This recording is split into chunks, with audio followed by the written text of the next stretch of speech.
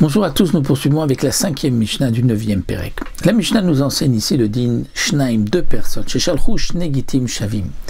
Ils ont envoyé par un shaliach, un homme qui va donc donner à leur place le guet à leurs femmes respectives.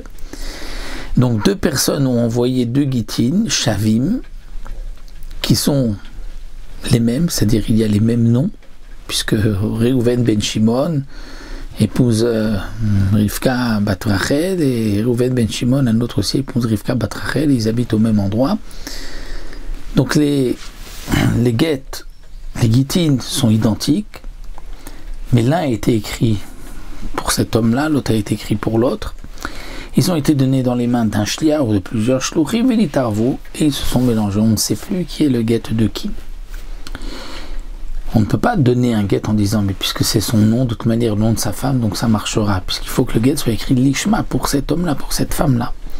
Alors notem shnem lazo, le shaliach va prendre les deux guitines, va les donner les deux à la première femme, ensuite il les reprend, il va donner les deux guettes à la deuxième femme. Donc manafshar, de deux choses l'une, chacune des deux femmes a reçu son propre guet. Les fichar, c'est pour cela.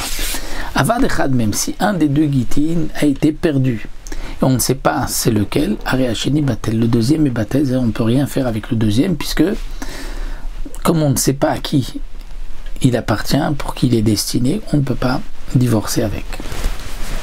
La Mishnah continue, 5 personnes qui ont écrit klal, c'est-à-dire ils ont écrit klal, généralité. Le Barthénoura explique, ils ont marqué une seule date, ils ont marqué à telle date, un tel, ish ploni megaresh plonit, un tel divorce un tel, ou ploni plonit, et un tel divorce un tel, et ainsi de suite, ils sont 5. Donc c'est-à-dire qu'ils ont voulu, dans un seul guet, faire profiter 5 personnes. Donc telle date, tel endroit, monsieur un tel divorce madame un tel, monsieur un tel, madame un tel, monsieur un tel, madame un tel, 5 guitines, ve'aidim milemata, et les témoins témoignent en dessous, signent en dessous. Et bien, kulam ksherim. Donc bien sûr, on va écrire la suite du guet. Donc par cela, sera permise, etc. Donc les gitim, ce guet-là est cachère pour les 5. Donc on donnera ce même shtar-là à chacune des femmes, l'une après l'autre, et ainsi elles seront divorcées. Aya katuv tofes le kol achad v'achad v'aidim milemata. Maintenant, s'il y avait tofes, c'est-à-dire que dans le tofes, c'est un peu plus. Il y a une date pour chacun. Il y a marqué tel jour, un tel divorce, un tel, et il termine tout le nosar du guet. Ensuite, et tel jour, un tel divorce, un tel, et il marque le guet. Et ainsi de suite. Donc il y a un grand parchemin, on va dire, avec 5 guitines qui défilent l'un après l'autre, et les témoins ont signé en bas. Vaïdim il est matin. Eh bien,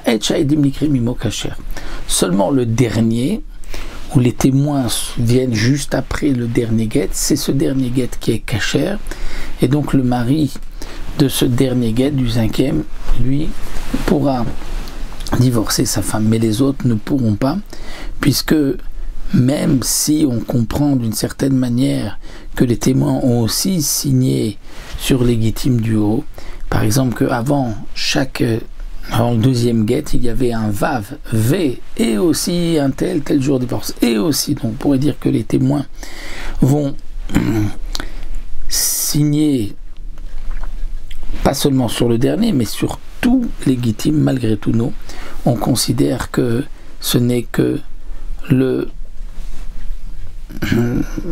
dernier. Ce n'est que sur le dernier, étant donné que, nous explique le Tiferet Israël, étant donné que il n'y a pas de Edem Messira, c'est-à-dire de témoin, au moment où on va remettre le guet pour chacun. Mais si il n'y a pas de vav, même s'il y a Edem Messira, ça ne marche pas, c'est que le dernier. Mais s'il y a un vav et qu'il y a aussi donc un vav qui relie et il y a aussi des Edem Messira, c'était des témoins pour chacun des 5, là c'est cachère. C'est ce que précise ici le Tiferet Israël. Donc ce qui est marqué ici dans la Mishnah, on va dire d'un cas donc tout simple, c'est que c'est marqué l'un après l'autre, sans vav, et même s'il y a des témoins, ou alors avec Vav, il n'y a pas de témoin au moment où il va remettre, puisqu'il y a des témoins qui ont signé juste à la fin, en bas du dernier, donc c'est le dernier qui est caché. Voici donc ce que notre Mishnah nous enseigne ici.